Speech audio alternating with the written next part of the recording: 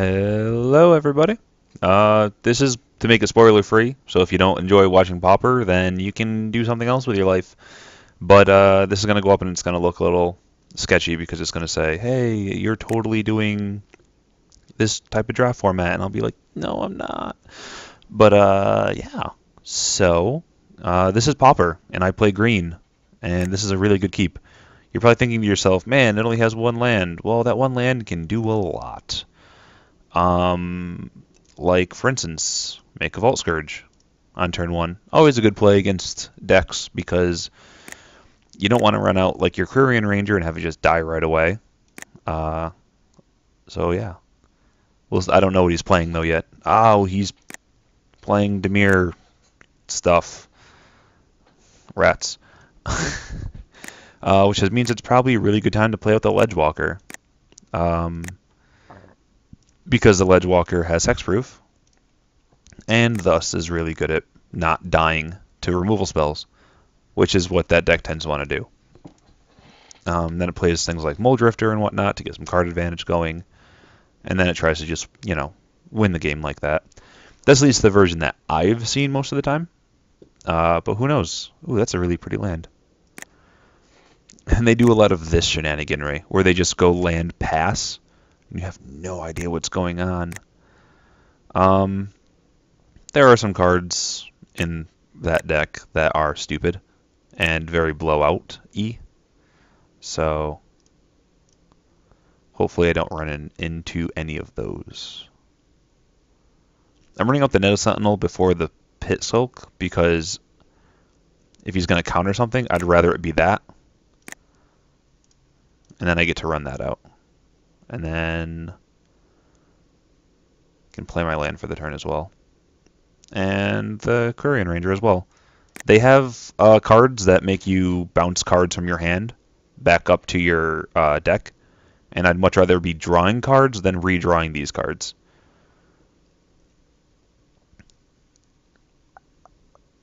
I'm trying to think if this deck got anything new in Born of the Gods. Ah, okay. Okay. So that makes miscalculation better. But again, I have a bunch of land, so I guess that really doesn't matter that much. It also has the ability to regenerate, which means I can't attack with my Quirion Ranger, but it can't block because it has power less than this. This can't be blocked except by flyers, and this has flying. So this is basically just setting him up to play a Mole Drifter or something next turn. But I am perfectly content running everything at him and then trying to kill this with a mutagenic growth. Because I don't want him to be able to go like next turn play a Mole Drifter and then it locks out like a bunch of my guys. Yeah, we'll just do it like that. Because we have 2 mana in case it's a miscalc. And if it's... he's just going to draw a card. Okay. Then we eat his guy, and he goes to 13.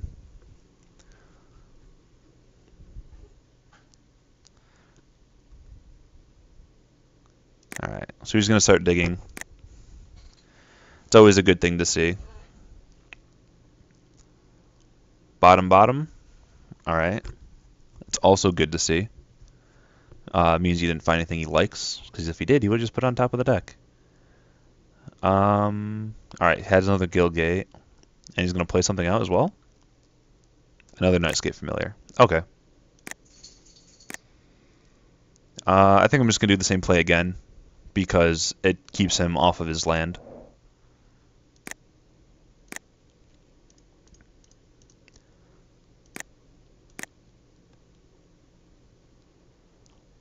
He's probably thinking he can't possibly have another one. Or does he? At this point, I'm just going to let the trade happen, though. Because it's not really doing that much for me. Yeah, and he's just going to take it anyways. And I'll pop down a Young Wolf and pass. So you have 1, 2, 3, 4. I have 4 power that's unblockable right now coming in.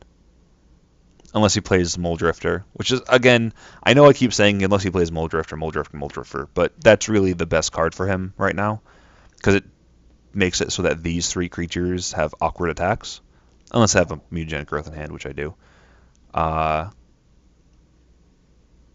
I also have these guys, which just don't fight well with Mole Drifters. And now that he's untapped, he can regenerate this, so it's not the best thing.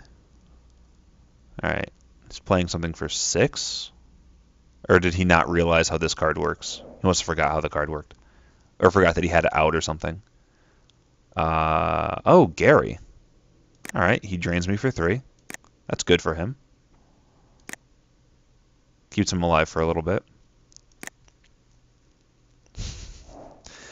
As some people would say, ding.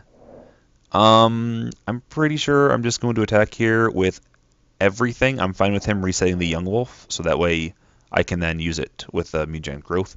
If he wants to block the Pit Skulk on the Grey Merchant, I'll just mutagenic growth it and kill the Grey Merchant.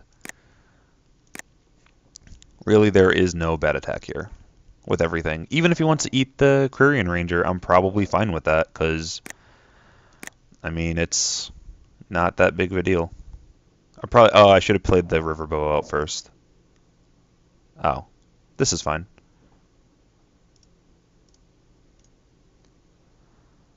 That way I could have kept an extra mana up, but so I could regenerate twice, but I think this is fine as well.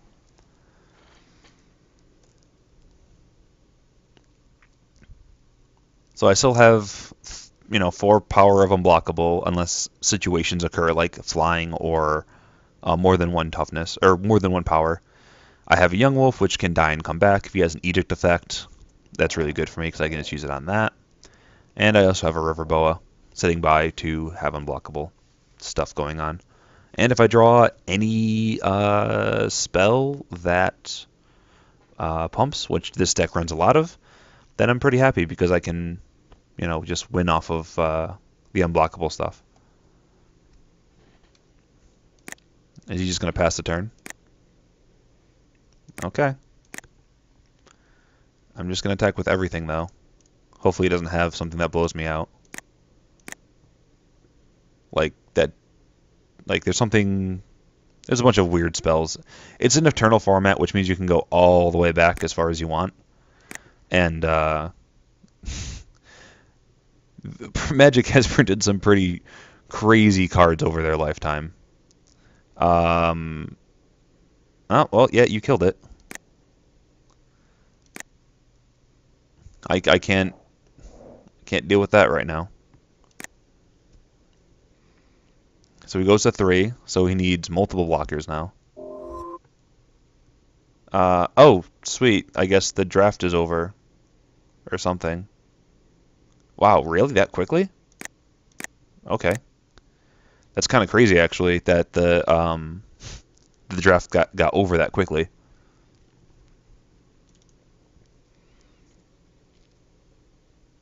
Because I went pretty much straight into this game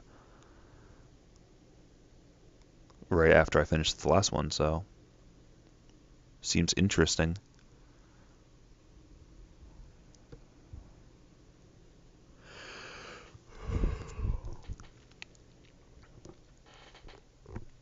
And this is a match, by the way, so it is going to be best 2 out of 3. So you guys do get to see sideboard decisions and stuff like that in case you are curious. All right, he's digging really hard right now.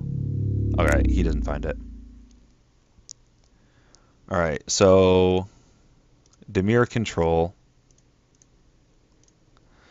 What do I want against you? Well, Riverbows are really good, and as is hexproof stuff. None of these cards really do that much against him, as of what I've seen so far, at least. Hornet Stings are fine because they do hit his familiars, but at the same time, I'm not really too worried about the familiars. He does have flyers, but I don't think I want the archers yet. What's bad against him? What's bad against him? Not Young Wolves. Cards that I can get 2-for-1 with easily. Mutagenic Growth seems bad. I don't want to get 2-for-1 off of that. Hunger of the Hollow Pack is probably a little bit worse because these are you know, +2/+2. These are only +1/+1, but at the same time, I'm probably content with that. I have a bunch of safe hold elites and stuff like that. So yeah. So I can deal with most of his removal by just getting a little bits of card advantage. He's really in the tank about this sideboarding stuff. I think Stompy has fallen out of the metagame. Maybe a little bit because it's, I don't know, Stompy. This is fine. I don't like having 3 lands in hand, but I do get to have Safe Hold Elite and River Boa, which is really good against what he can do. Turn 1 Preordain. Wait, what?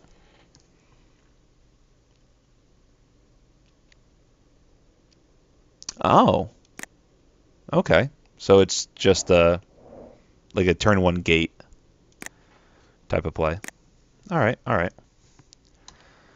I haven't played this deck in a little while, so I'm not entirely sure how the metagame and stuff works right now.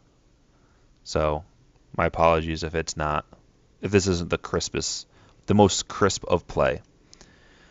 But yeah, I think next turn I'm just going to slam the Boa, and then the turn after that I can Rancor it up and start beating down really, really hard for 4 a turn with regen and stuff. Yes, he has a lot of stuff that is minus, but as long as I'm able to get the Rancor on it, I'm happy. Oh, he has 2? All right, I'm probably going to bring in my my hate for artifacts.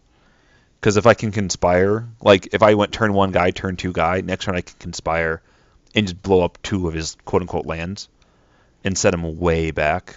And that's probably really good. Wow, really? Does this have like. No, it's just return a basic land you control, blah, blah, blah. I'm like, does this have that, like, Squadron Hawk clause? Because that'd just be crazy if it did. All right, so let's go to the Brown Towns. Just beat in super hard this turn. Do I just do 10? Yeah, we'll do 10.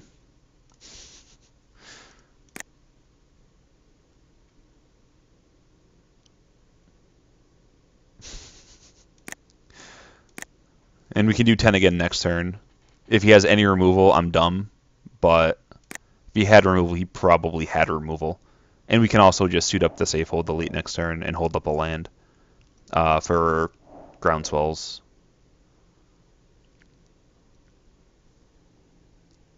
Alright, well, he found a card he wanted. If it's like just a card that just destroys, okay, so I couldn't have gotten away with it anyways. I guess I could have held up a Groundswell, but I'm fine with this. Now the question is, does he have the... there are cards you can just discard from your hand to destroy graveyards. He doesn't have it, though. And if he did, he misses chance. Am I going to take 3? No? Just going to pass? If he just passes with 2 mana up, I'm going to have to drop a land. Just because I don't want to get... I don't want to get miscalced and not have the ability to pay for it. Although I think if I do get miscalced, I'd probably just slam the Ledgewalker. Or do I just slam... You know what? I'm just going to run out the Ledgewalker as well. That way, Edict effects, he doesn't get me because of that. And if it's a targeted effect, then I have the Hexproof. If he has the Hex... Yeah, now he has the miscalc. Oh, just straight counterspell. Okay. That's fine. If I rip a land, I can kill him next turn. Because I have 8 power if I hit a land drop, or 6 if I don't. But again, if he has anything that disrupts, then I'm in trouble. But we do have some really good sideboard stuff available to us because we can just go and get a... what's it called? Our 2...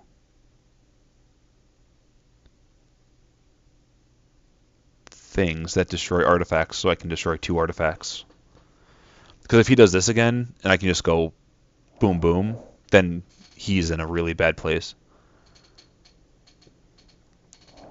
Exile target creature and all auras attached to it. Okay, so it's It's basically just the what's it called? I don't remember what it's called. O-ring. It's basically just an O-ring.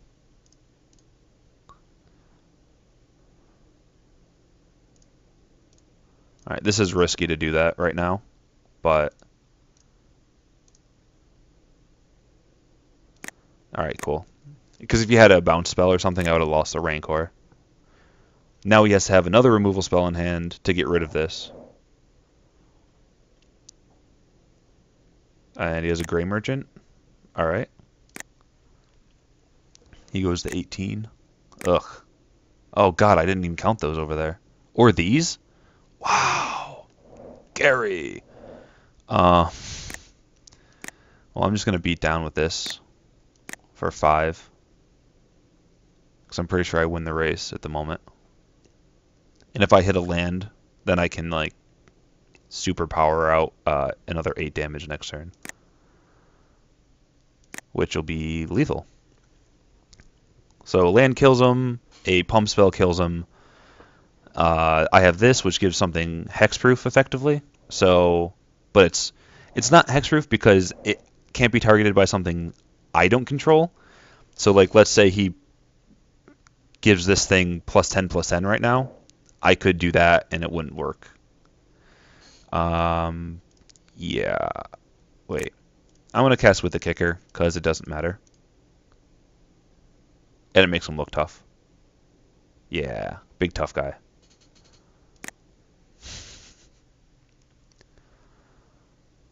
So I give it hexproof for the turn. And he's going to spend his whole turn attacking me. Okay. I can't kill him this turn, though, anymore.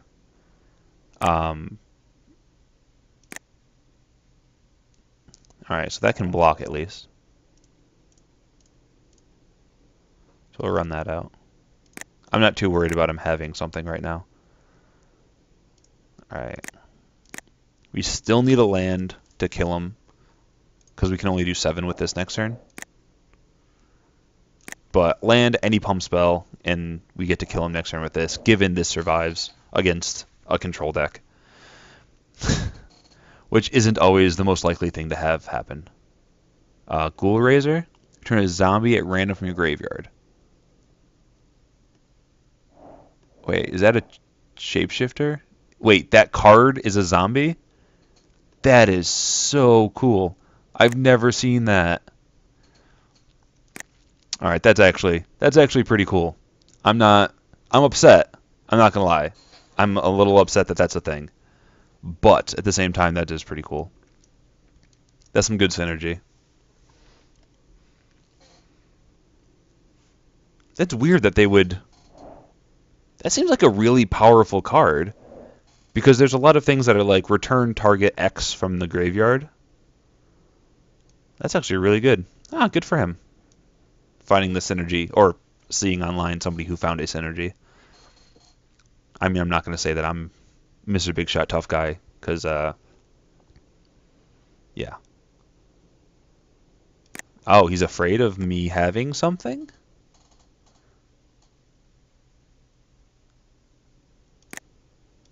Alright, I'm going to take that. Is he going to wait until I attack to use that?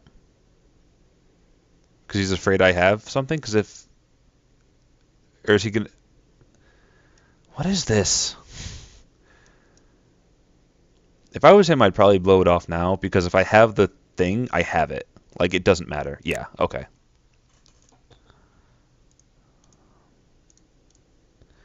Like, if I had it, I had it. It wasn't going to change anything. Alright. So you get a Rancor. And then you get another Rancor.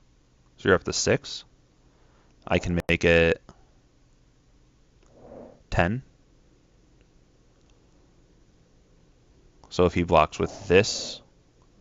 If he blocks with both, I just kill both of them. And then I lose to a Gray Merchant, but I'm dead to a Gray Merchant regardless. Alright, attacks. What do you got? If it's a single block, I win. If it's a double block, I am in a decent position. If it's a double block, honestly, I probably just let it happen. Because if it's a double block, I just let it happen because then this comes back with persist, and then I can put something on it. Oh, he only blocked with the 1? With the Ghoul Razor? That's only 2 toughness. Sweet. Alright, this gives it +4, and he dies. Sweet. Alright, we won the first match of the making this spoiler-free stuff. So yeah, thanks for watching, and I will see you in the next round.